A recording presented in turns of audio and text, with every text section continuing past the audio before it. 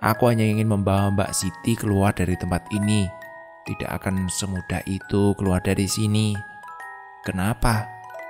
Semua yang tercatat dalam catatan pesugihan akan mati. Darsim terkejut mendengarnya. Catatan pesugihan?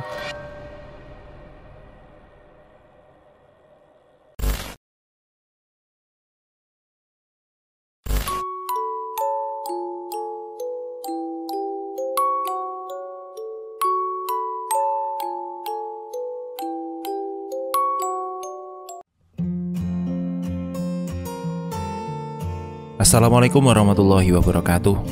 Teman-teman untuk direkam, kita ada di part keempat catatan pesugihan Restu Wiratmaja. Yang belum nonton part 1, 2, 3 silahkan cek di deskripsi ya. Dan seperti apa cerita selanjutnya, mari kita dengarkan bersama-sama.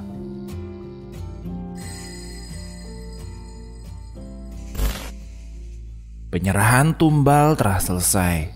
Besok aku pasti kaya. Darsim baru tahu bahwa Sugeng melakukan pesugihan. Dia tak henti-hentinya menutup kedua mulut dan perlahan-lahan kembali ke tempat tidurnya. Di rumah Sugeng, Siti terbangun dari pingsannya. Pandangannya langsung menuju ke arah lampu yang sangat terang. Tadi itu apa? Tanya Siti seperti mengingat sesuatu, namun tiba-tiba ingatan itu langsung kabur dan menghilang. Mbak sudah bangun? Tanya Sukri. Mas Sukri, saya di mana mas?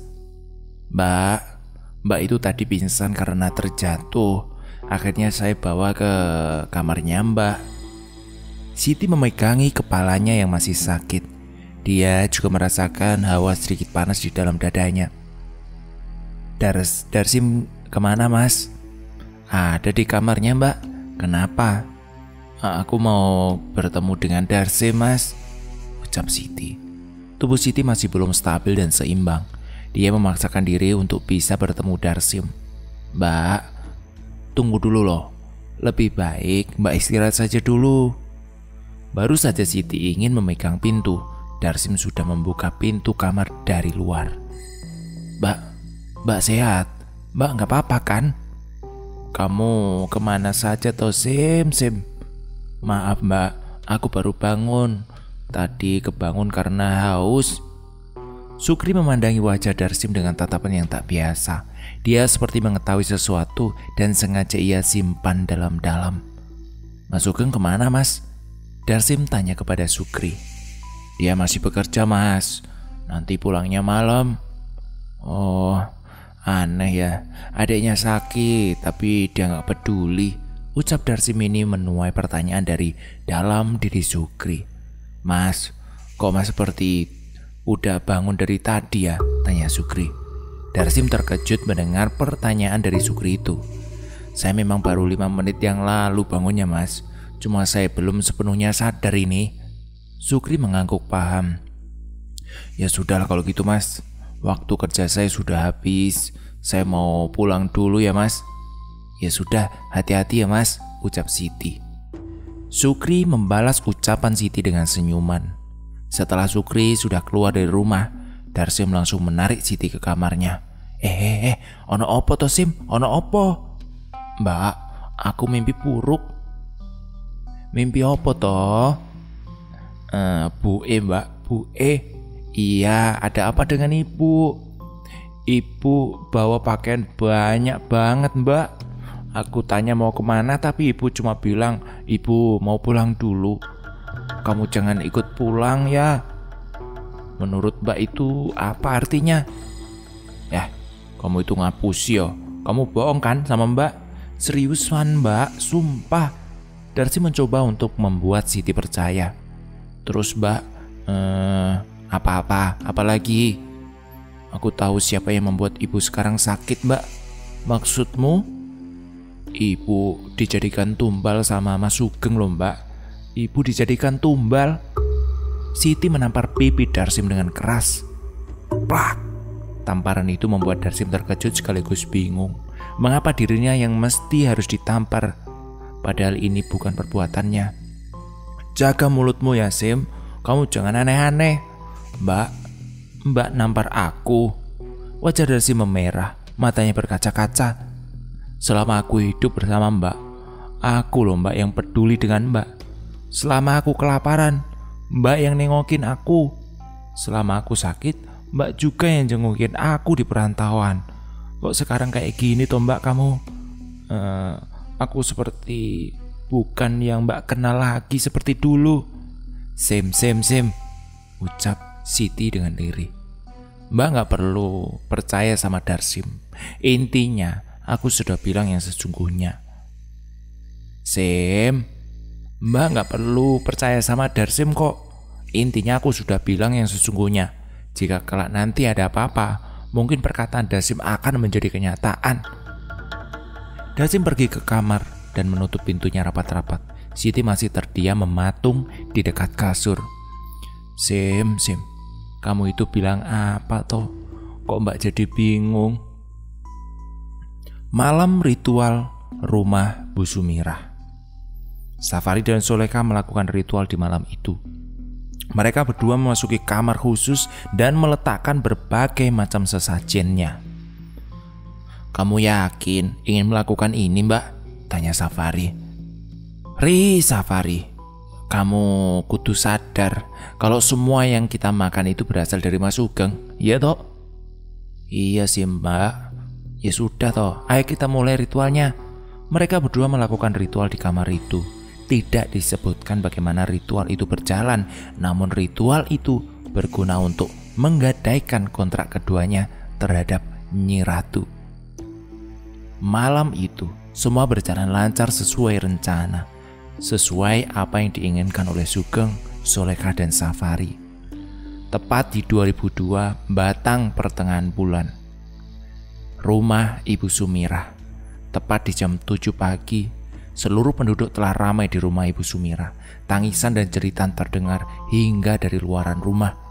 Para tetangga berbisik-bisik mengenai kematian Ibu Sumirah yang dianggap sangat misterius. Banyak opsi yang menjatuhkan kematian Bu Sumirah sebagai wadah pertama tumbal yang dijadikan oleh Sugeng. Siti dan Darsim langsung diantar oleh Sukri menuju rumah Ibu Sumirah. Tangan Siti tidak berhenti untuk bergetar. Darsim memandangi wajah kakaknya itu dengan kasihan. Mbak, istighfar ya Mbak, istighfar. Siti langsung memeluk Darsim. Ternyata selama ini Darsim adalah sosok yang penyayang dan peduli terhadap sesama. Sim, maafkan Mbak Yosem. Wis toh Mbak, gak usah dipikir. Sedalam-dalamnya bangkai dikubur, maka akan tercium juga toh Mbak. Kita lihat saja nanti siapa dalang dibalik wayang drama ini. Sukri terkejut mendengarnya. Ternyata memang benar, Darsim mengetahui dan mendengar ucapan kemarin ketika sedang bersama dengan Sugeng. Mereka pun telah memandangi rumah Bu Sumirah. Di sana para warga menatap kedatangan Darsim dan juga Siti serta Sukri. Siti dengan Darsim ke sini. Salah seorang dari warga berteriak begitu. Tidak takut dijadikan tumbal toh? Beberapa warga masih saja meneriaki itu. Pelan-pelan bisik-bisik warga itu terdengar di telinga Darsim. Siti tak bisa menahan kesedihannya. Dia menutup kedua mulutnya. Tatapan Siti menjadi sangat kosong dan sayu. Ketika Siti melihat jasad Bu Sumirah, dia berteriak kencang. Bu. Tangisan Siti langsung memeluk ibunya yang sudah meninggal itu.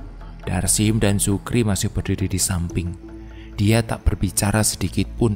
Yang ada di dalam pikiran Darsim hanyalah satu: bagaimana membalas kejahatan orang yang memang telah benar-benar menjadi orang jahat ini. Mas puas kan keluarga saya disamakan dengan keluarga Mas? Tanya Darsim. Maksud Mas Darsim apa? Sukri deg-degan mendengar pertanyaan itu. Mas bilang seluruh keluarga Mas tewas. Dan sekarang keluargaku sedang berada di fase itu. Mas senang kan? Tanya Darsim. Sukri tak bisa menjawab apapun dari pertanyaan Darsim. Saya mendengar semua pembicaraan Mas dengan Mas Sugeng kemarin. Darsim nampak kesal. Tak ada lagi yang lebih penting dalam hidup Darsim selain memutuskan rantai pesugihan yang dilakukan oleh kakaknya itu. Aku tak akan bilang ke siapapun jika kamu juga tidak memboncorkan hal ini. Tapi dengan syarat, kamu harus beritahu bagaimana cara untuk memutuskan rantai pesugihan itu. Sukri memandangi wajah Darsim dengan penuh keringat dan ketakutan. Hidup itu sebenarnya simpel. Jika kamu memang sudah berada dalam kenyamanan, jangan pernah menceburkan diri pada kesesatan. Karena jika dirimu sudah melakukan hal yang salah, jangan harap semua akan kembali dengan hal yang sama. Karma itu berlaku. Sukri terkejut sekali mendengar apa yang dikatakan Darsim. Segala sesuatu yang telah disembunyikan telah terbongkar saat ini. Darsim mencoba menenangkan Siti yang masih belum ikhlas akan kematian Ibu Sumirah. Ada perasaan di mana nilai kemanusiaan lebih berarti dibanding kepentingan pribadi. Ada perasaan di mana seorang yang lebih menyia-nyiakan kehidupannya sendiri dibanding kehilangan orang yang dia cintai. Dan Sukri melihat itu semua di dalam diri Darsim dan Siti. Kebenaran tidak selalu memihak terhadap satu orang yang memiliki latar belakang hidup yang tak sesuai dengan nalurinya. Terlebih lagi, Safari dan Solekah tampak biasa saja. Mereka berdua seperti tidak memiliki naluri kemanusiaan. Hatinya sudah mati, jiwanya sudah tak berarti, hidupnya tak ada arti lagi. Semua yang berkesan terhadap kejelekan maka akan tampak dengan sendirinya. Darsim pun memaksa membawa Siti untuk memasuki kamar agar menenangkan kakaknya. Solekha dan Safari hanya menatap mereka berdua dengan tatapan yang tidak suka. "Mbak, wis, ikhlas yo mbak, ikhlas no," ucap Darsim kepada Siti. "Benar apa katamu dek, benar. Ibu meninggal dunia. Kenapa harus ibu yang meninggal duluan toh dek? Salah satu kesalahan manusia itu adalah karena dia tidak menerima takdir. Mbak, jangan bersikap seperti itu yo." "Iya ya Sim, iya." Sukri keluar dari keramaian orang-orang itu yang sedang membacakan surat Yasin untuk Ibu Sumirah. Bersamaan dengan itu, Sugeng datang bersama 2 orang anak buahnya. "Di mana Darsim? Di mana Siti?" tanya Sugeng. "Di kamar mas, di kamar," jelas Sukri. Sugeng langsung masuk ke kamar. Orang-orang di sekelilingnya menatap Sugeng dengan tatapan yang kurang mengenakkan. "Tego kuwi, tego. Wis bener-bener kurang ajar. Ibumu kok dadekne tumbal. Apa kamu tidak paham akan posisi seluruh keluargamu hari ini?" teriak seseorang teman dekat Bu Sumirah. Dia adalah Mbok Imas, teman dekat Bu Sumirah yang tahu betul tentang kehidupan Bu Sumirah. 2 penjaga Sugeng langsung menangkap Mbok Imas dan membawa jauh-jauh dari kerumunan. Para warga yang mendengar itu terkejut dengan perkataan frontal dari Mbok Imas. "Delengo Sugeng, ratu kuwi ora pengen uripmu senang. Tumbal akan dibalas dengan tumbal. Rungokno," teriak Mbok Imas. Sugeng melanjutkan menuju kamar. Dia tahu wibawa tentang dirinya telah dihancurkan oleh Mbok Imas di hadapan para warga. "Kamu akan mati," ucap Sugeng. Solekha dan Safari mengetahui kedatangan Sugeng. Mereka berdua pun langsung menyambutnya. "Mas," ucap Safari. "Mana Siti dan Darsim?" tanya Sugeng. "Di kamar mas, Mbak Siti masih nangis," ucap Safari. Sugeng langsung memasuki kamar. Dia melihat Darsim sedang menenangkan Siti. Sim, Darsim." "Mas Sugeng." Sugeng mendekati mereka berdua. "Bagaimana? Mau pulang ke Pekalongan kapan?" tanya Sugeng. Mas kok nanyanya begitu toh?" tanya Darsim. "Aku tidak ingin kalau kalian berlarut-larut dalam kesedihan. Mas, kita sedang berduka. Mau mengusir kita dari rumah ini. Terlebih lagi, Mbak Siti yang memiliki kedekatan terhadap ibu itu bagaimana, Mas?" "Bukan begitu maksudku. Tapi alangkah baiknya agar kita atau kalian berdua itu untuk segera menenangkan diri gitu loh." Darsim menatap Sugeng dengan tatapan kesal. Kalau sudah waktunya, mungkin Darsim bisa menikam Sugeng dari belakang dan membunuhnya. Kita berdua memutuskan untuk tidak kembali pulang ke Pekalongan, Mas, sebelum 7 hari kematian ibu selesai. Ya sudah kalau begitu. Kalian bisa menempati rumah Mas. Di sana juga Mas akan menyuruh Sukri untuk tinggal bersama kalian. Iya Mas, terima kasih. Mas memang mengerti dengan apa kebutuhan kita, ucap Darsim. Sugeng pun langsung keluar kamar. Langkahnya terburu-buru seperti orang tidak tenang. Soleka dan Safari sudah berdiri di depan kamar sambil menundukkan badan. Kita ketahuan, jelas Sugeng pada mereka. Ekspresi wajah Soleka dan Safari berubah setelah mendengar pernyataan kakaknya itu. Maksudnya gimana Mas? Mbok Imas mengetahui latar belakang kematian ibu, jelas Sugeng. Soleka dan Safari terkejut bukan main. Dia menatap ke arah seluruh warga yang sedang membacakan Yasin untuk ibunya. Mereka berdua berpikir bagaimana jadinya jika keduanya disiksa oleh seluruh warga. Terus gimana ini Mas? Terus gimana? Tanya Soleka. Bersikaplah seperti biasa. Tunggu semua reda dulu. Kita tak bisa bergerak sekarang, jelas Sugeng. Sugeng meninggalkan mereka berdua. Sedalam-dalamnya seorang yang bersembunyi dalam bangkai, maka akan ketahuan bau busuknya. Inilah yang dirasakan oleh Soleka, Safari, dan Sugeng. Mereka bertiga berada dalam kebimbangan hati yang amat sangat dalam. Para tamu mulai berdatangan. Beberapa dari mereka merupakan teman kerja Sugeng. Turut berduka cita yo Mas, maafkan kami datang terlambat, ucap Pak Sanubari. Pak Sanubari ini adalah salah satu pengusaha makanan yang menyetok bahan makanan kepada Sugeng. Gak apa-apa Mas, gak apa-apa. Sebentar lagi ibu akan dikuburkan. Pak Subari pun masuk ke dalam untuk melihat jasad Ibu Sumirah. Betapa terkejutnya Pak Sanubari ketika melihat mata Ibu Sumirah belum tertutup dan masih melotot tajam ke atas. Pak Sanubari merasa ada yang tidak beres dari kematian Ibu Sumirah ini. Mas, itu loh, matanya belum dipejamkan. Sudah kok Mas, ucap Sugeng. Pak Sanubari hanya terdiam. Dia tahu bahwa yang dilihatnya tidak pernah salah. Setelah selesai, Ibu Sumirah siap dimakamkan. Para pelayat masih saja tetap berbisik-bisik akan kematian Ibu Sumirah. Mbak, ibu mau dimakamkan, ucap Safari lewat pintu kamar. Darsim dan Siti langsung keluar dari kamar. Darsim membawa Siti langsung menuju ke depan arah ibu yang siap dimakamkan itu. Sim, kamu marah sama saya? Tanya Safari. Darsim menengok ke arah Safari.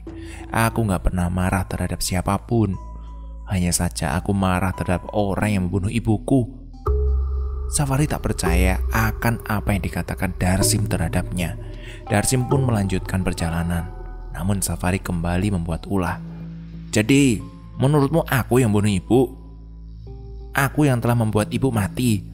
Aku yang telah membunuhnya, teriak Safari. Teriakan Safari itu membuat orang-orang di sekitarnya terkejut dan kaget. Kamu bicara apa, Tori? Tanya Siti sambil mendekati Safari. Mbak, sudah. Kamu siapa yang membuat ibu meninggal dunia? Tanya Siti. Safari tak mau menjawab. Dia menunduk lesu sambil meneteskan air mata. Kamu kenapa menangis, Ri? Tanya Siti. Siti pun mengusap air mata Safari. Ceritakan saja, Ri. Mbak terima kok, terima. Soleka dan Sugeng tiba-tiba masuki rumah dan melihat mereka sedang berbicara satu sama lain. Ada apa toh ini, Sim? Ya, ada apa? Tanya Soleka. Ada apa ini, Ri? Cerita, ada apa? Tanya Sugeng. Safari tetap tidak menjawab. Sudah Mbak, sudah. Ibu sebentar lagi dimakamkan. Kita jangan membuang waktu di sini. Sugeng langsung mendorong Darsim hingga terjatuh. Keributan pun terjadi. Apa maksudmu, Mas? Tanya Darsim. Apa maksudku? Kamu tahu, ibu ingin dimakamkan. Kamu tidak sopan di sini, teriak Sugeng. Para warga berduyun-duyun memadati mereka yang sedang ribut itu. Ri, ceritakan, ucap Siti. Sulekha langsung menarik tangan Safari dan membawanya menuju kamar. Begitu Siti ingin mengikutinya, Sugeng dengan cepat menepuk pundak Siti. Aku akan menceritakan tentang kematian ibu. Biarkan Safari menenangkan diri dulu, ucap Sugeng. Siti pun langsung membawa Darsim keluar dari rumah. Para warga yang menatapnya menjadi keheranan, ada apa sebenarnya dengan keluarga Ibu Sumira ini. Manusia itu disibukkan dengan keadaan dan kondisi yang tidak bermanfaat. Karena itu, tindakan yang kalian lakukan tetaplah salah, ucap Pak Sanubari seakan-akan sedang menyindir Sukri. Sukri menatap wajah Pak Sanubari. Lagi-lagi dia berada di posisi yang tidak menguntungkan. Apa maksudmu, Pak? Aku tahu semuanya, jelas Pak Sanubari. Pak Sanubari meninggalkan Sukri yang masih mematung menghadap rumah Bu Sumira. Akhirnya, keranda di mana jasad Bu Sumira diletakkan mulai dibawa oleh para warga menuju pemakaman. Seluruh pelayat melantunkan kalimat talqin. Darsim dan Siti berada tepat di belakang keranda, sedangkan Sugeng dan Sukri berada paling belakang. Setelah sampai di tempat pemakaman, langit tak bersahabat. Mendung mulai meratap. Langit tidak meridhoi orang yang meninggal karena terdolimi, jelas Pak Sanubari. Pemakaman pun segera dilakukan agar tidak turun hujan terlebih dahulu. Setelah selesai, para pelayat meninggalkan pemakaman. Hanya tersisa Sugeng, Darsim, Siti, Pak Sanubari, dan Sukri.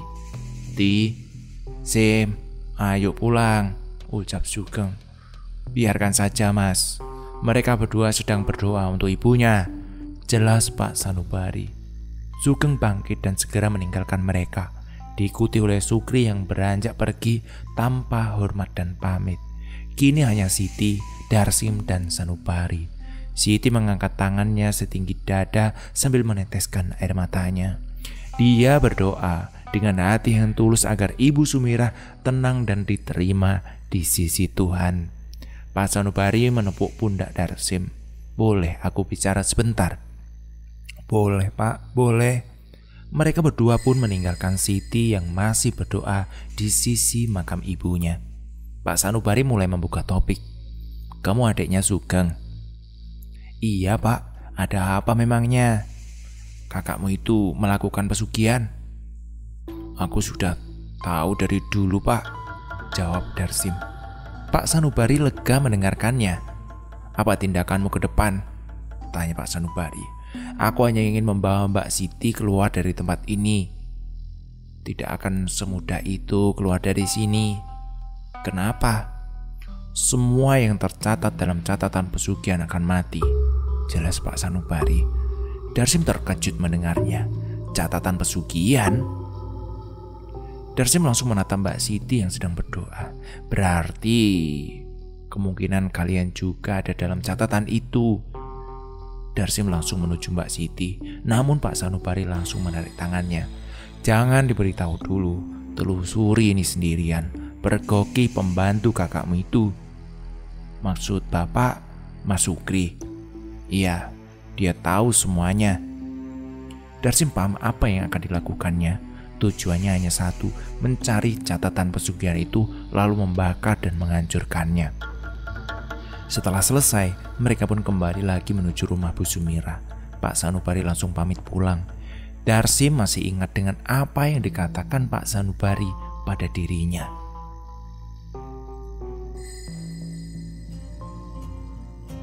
Sudah dulu ya ceritanya.